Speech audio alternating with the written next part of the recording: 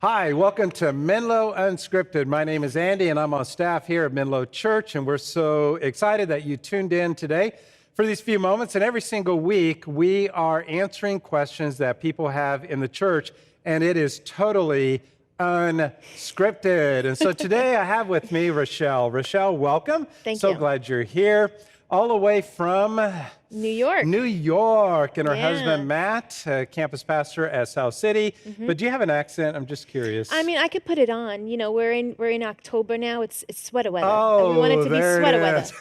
Sweater weather. Although it's 90 degrees outside. How do you say the thing that you drink? Water? Coffee. I don't say coffee. Coffee But and water? Call my mom and she'll say, I need a cup of coffee. Where's my coffee? Yeah. Well, welcome to California. Thank We're you. so glad you're here. And Rachelle has been leading our social media department and overseeing Instagram and things that are happening on social media. So what are you seeing out there with social media? Well, let me ask you this. Why should we connect on social media? Andy, that's a great question.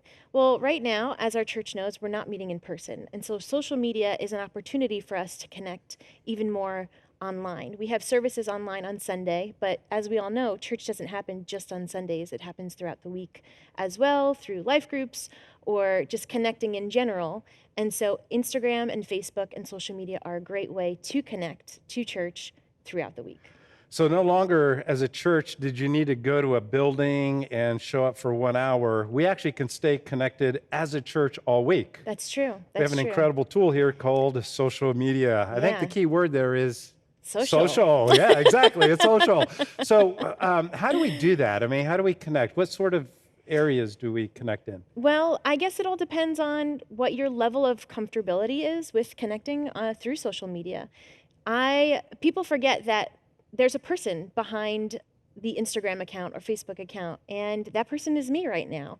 And so you're answering all of those questions or as of right comments? now, yes, I am. If you send in a DM, if you send in a comment, it is me, most likely, who is responding. So if you have a prayer request, if you had a hard week, and you're just looking to connect with someone, sometimes it's easier to ask these requests through a screen, right, or through typing. And so feel free to do that, and I will be there, and I will answer your questions or prayers directly. I'm even willing to pray with you through the DMs, or I can point you to the right person for any other requests that you have. So we're using social for a very positive thing. But on Netflix right now, I don't know if you know, there is a show really talking about some of the harms that social media can have. What would you say about that? Well, that is true, Andy. And so we are kind of fighting an uphill battle, right? Because social media can be destructive and can be used for harm. But we are here to do the opposite. We want to share love, we want to share the gospel, and we want to connect people emotionally and through the Holy Spirit and help one another. So it's really all about how you, the user, are using social media. So it's not the tool, it's the person behind the tool. Correct. Yeah. So we as a church are leveraging that as well. I see social media, and what I'm hearing, it's the new printing press of our society. Really, the printing press caused the Reformation. And so now we have this thing that's social media that we're using and connecting with each other. So what else do we have as far as social media? Instagram. So we make have sure you Instagram. sign up. What else do we have? We have Facebook. Facebook. Yeah, okay. and there are other. Haven't heard of them. Facebook? Yeah. Oh no, I mean we do live in the Bay Area. I think they're about 2 miles down the road. But anyway. Yeah. But Facebook is great. We post our Sunday services there. We have our traditional service now, the legacy service gets posted on Sunday mornings. Our regular service gets posted on Sunday mornings. And so those are two great options on Facebook. So they're doing like these watch parties? What is that? The watch parties are fantastic. Those are happening through Facebook groups, which anybody can join, per campus. And we're really excited to have them because you can connect with your community and watch the Facebook watch party together with your congregation.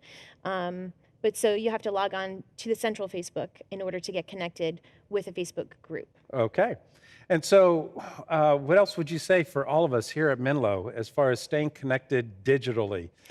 Staying connected digitally can seem very overwhelming right now, right? We're all on screens all the time. We're doing distance learning with our kids. We're doing Zoom office hours constantly. We're just on screens, whether it's in front of the computer or on our phone. And so it can be exhausting, but community and connecting with people is so important. It's necessary to thrive. So it's a real relationship. It's not just Yes. information. Right. We are working towards using Instagram as an opportunity for the congregant and the newcomer to see us and know who we are just based off of videos and pictures, so that one day when we do reopen our doors and get to come back on campus, you're going to be seeing the same people that you saw on a screen through video or stories right here in person. And so we want you to feel at home just based on our social media. Rachelle, thank you so much. Menlo, make sure you get connected on Instagram and Facebook. Let's all stay connected during this time. And we look forward to seeing you next time on Menlo Unscripted.